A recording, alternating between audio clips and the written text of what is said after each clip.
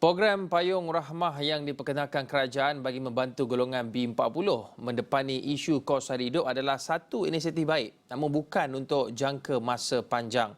Pengasas bersama Industri Unite, Dato' David Gurupatna berkata, tanpa penstrukturan dan perancangan yang betul, ia akan memberi impak negatif kepada ekonomi, khususnya kelangsungan perusahaan mikro, kecil dan sederhana PMKS. Tempoh yang singkat mungkin kepada retailer dan sebagainya, syarikat-syarikat yang pengeluar barangan dan sebagainya mungkin boleh absorb lah atau mengambil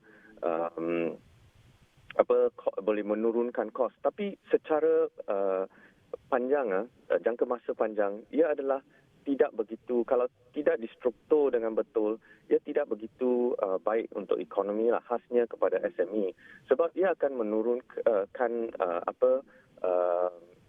kalau dia tak buat profit atau dia tak dapat untung lah. Dan maksudnya kalau kalau kita subsidize saja harga dan kerajaan mengawal harga ini, tapi kos bagi SME untuk mengeluarkan barangan ini adalah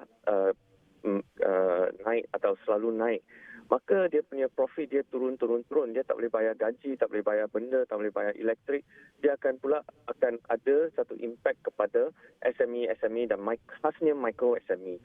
Bila perkara ini berlaku, maka mereka akan tutup kedai, gulung tikar. Dan jika micro SME gulung tikar dan SME gulung tikar, dia adalah 70% daripada ekonomi kita. Dan ini akan mendapat satu impak yang lebih besar. Jadi kalau kita nak implement program seperti ini, dia mesti dikaji dengan betul dan kita mesti tahu mana ada wastage. Sebenarnya ada banyak wastage dalam ekonomi kita, dalam supply chain kita. Beliau berkata demikian ketika muncul sebagai tetamu program pantau kos sara hidup pada Rabu. Berhubung kenaikan harga barangan semasa musim perayaan, David menjelaskan kerajaan perlu mencari jalan untuk meningkatkan rantaian bekalan. Ini jelasnya punca utama situasi itu ialah kerana sikap tidak bertanggungjawab sesetengah pihak yang menyimpan stok sehingga menyebabkan bekalan berkurangan. Jadi masa musim perayaan, memang orang kata dia punya demand atau dia punya lebih orang nak beli barang yang samalah. Macam ayam ke apa ke. Dan bila kita tak cukup supply dalam market macam ini, maka harga akan naik atau orang kata dia akan lebih mahal.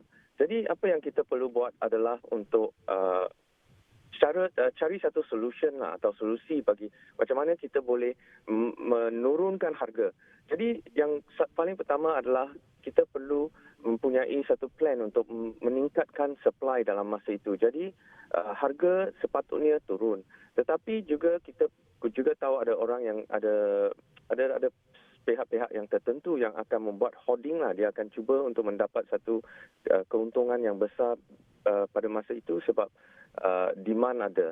So kita mesti cari satu solution untuk meningkatkan supply. Dalam keadaan bila ada supply, perkara seperti hoarding tu tak boleh tak efektif lah.